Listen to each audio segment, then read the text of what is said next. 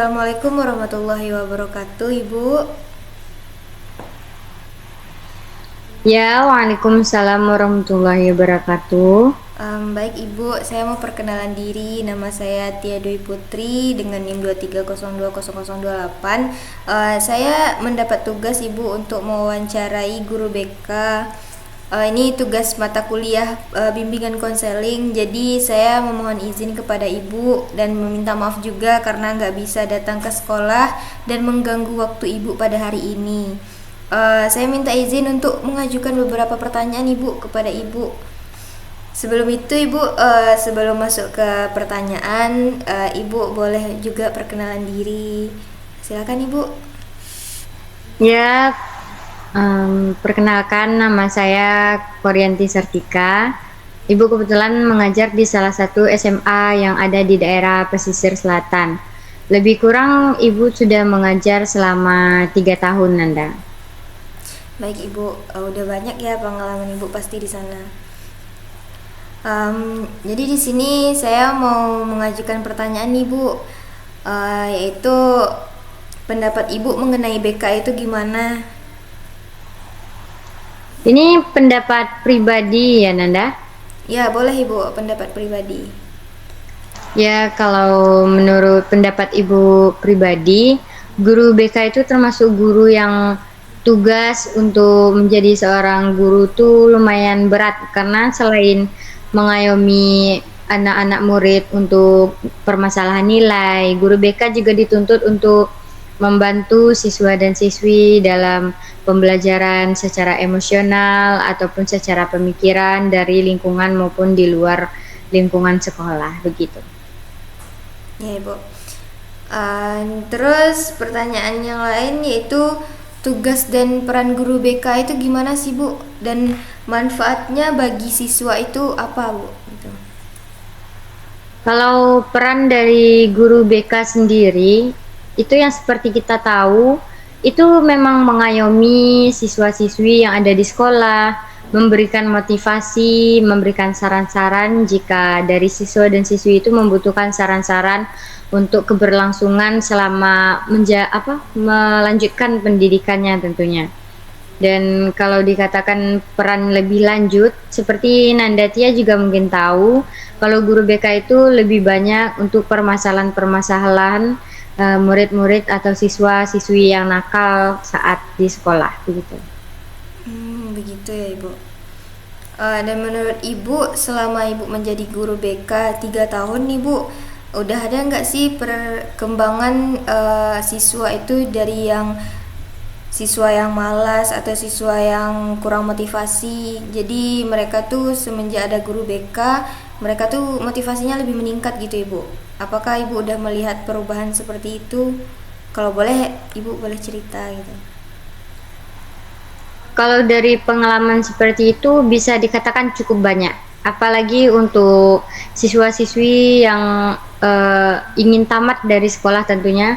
Mereka saat ingin memilih perguruan tinggi atau melanjutkan ke perguruan jenjang yang lebih tinggi, itu tentunya mereka akan menanamkan motivasi untuk menunjukkan keinginan mereka melanjutkan menjadi seorang sarjana, menjadi seorang polisi atau angkatan, begitu. Contohnya saja anak-anak kelas 3 saat kelas 1 itu mereka banyak yang malas-malasan, namun sudah kelas 3 nantinya mereka akan lebih terpancing untuk meningkatkan nilai karena ingin tembus PTN yang mereka inginkan, begitu.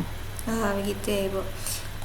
Bahas-bahas motivasi, Ibu sendiri motivasi Ibu menjadi guru BK itu kenapa sih Bu? Motivasi Ibu sendiri ingin menjadi guru BK itu tentunya ingin lebih mendekatkan diri kepada siswa dan siswi agar mengubah mindset siswa dan siswi kalau guru BK itu bukan hanya guru yang untuk ditugaskan memarahi siswa apabila marah, namun juga memberikan saran atau mendengarkan keluh kesah apabila siswa dan siswi itu mengalami kendala atau kesulitan di luar sekolah maupun di lingkungan sekolah, begitu. Apalagi BK juga bukan hanya tentang pendidikan ya Nanda, namun juga di luar lingkup pendidikan itu boleh. Kalau dari siswa-siswi ingin bercerita tentang masalah rumahnya, masalah dengan temannya, masalah anak-anak muda pada zaman sekarang itu tentunya boleh kepada guru BK karena peran mereka juga sebagai orang tua pengganti dari rumah transfer ke sekolah, begitu Nanda. Oh, berarti guru BK itu bukan cuma di sekolah ya, Ibu? Berarti juga Ya, di benar. luar gitu. Ya. Jadi permasalahannya itu boleh permasalahan di lingkup selain sekolah berarti kan, Bu? Iya, tentu.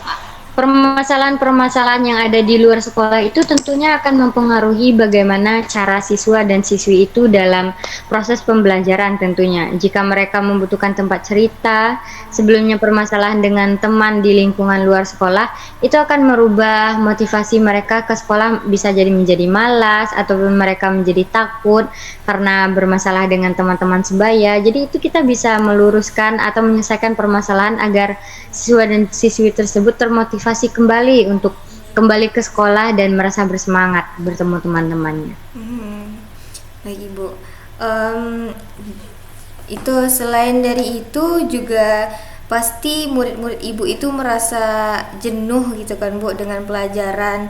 Dan juga kejenuhan itu terjadi karena berbagai macam faktor.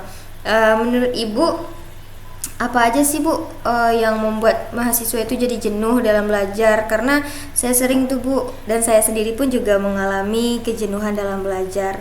Menurut Ibu, kejenuhan itu faktornya lebih banyak karena apa? Karena mungkin bisa dikatakan metode pembelajaran yang hanya itu-itu saja. Tidak ada hal menarik yang didapatkan oleh murid-murid sehingga mereka merasa jenuh.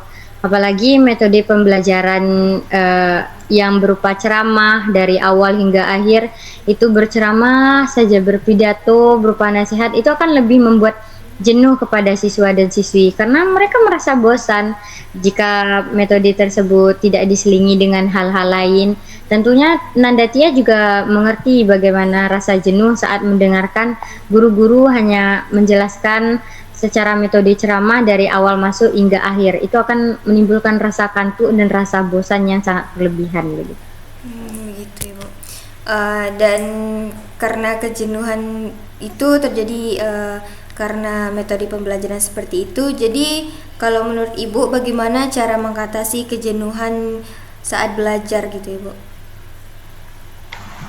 Kalau dari Ibu sendiri, cara mengatasi kejenuhan siswa-siswi yang mulai mengantuk, bosan di kelas itu seperti ice breaking. Bisa Ibu lakukan ice breaking kecil-kecilan seperti bertanya halo, hai, ataupun bermain tepuk-tepuk tangan 1, 2, 3 itu akan menimbulkan reaksi semangat kembali ke otak karena itu akan membuat kejutan tersendiri dan rasa penasaran begitu. Begitu ya, Ibu. Em, Pertanyaannya udah hampir selesai, Bu. Jadi ini pertanyaan terakhir. Pertanyaan ini itu mengenai eh, apa sih yang membuat Ibu tuh senang selama menjadi guru BK gitu, Ibu? Pengalaman tersendiri bagi Ibu berarti ya, Iya, Ibu. untuk menjadi seorang guru bimbingan konseling itu cukup banyak kalau udah diceritakan dari awal Ibu menjadi mahasiswa bimbingan konseling. Tapi selama Ibu lebih kurang 3 tahun menjadi guru, pengalaman yang membuat Ibu tentunya sangat menyenangi jabatan Ibu ini ya bisa mendengarkan cerita ataupun keluh kesah dari siswa-siswi, ibaratnya kita menjadi salah satu pelopor untuk keluh kesah mereka dan membuat mereka bangkit kembali. Itu juga pelajaran dan pengalaman bagi Ibu bagaimana mengatasi saudara-saudara Ibu, keluarga Ibu, dan bagaimana permasalahan tersebut bisa Ibu atasi jika Ibu mengalami juga, dan bagaimana cara peserta didik itu berpikir hanya tidak di lingkungan pendidikan, namun juga di lingkungan luar sekolah, begitu Nanda. Baik, Ibu. Terima kasih, Ibu.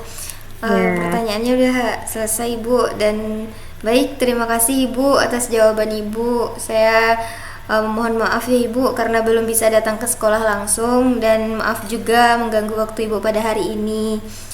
Terima kasih atas waktunya Ibu dan juga jawaban dari Ibu. Ya, sama-sama. Semoga lancar-lancar dalam segala tugasnya dan semoga jawaban Ibu juga membantu kesuksesan dan kelancaran dari mata kuliah Nanda. Baik Ibu, terima kasih Ibu. Assalamualaikum.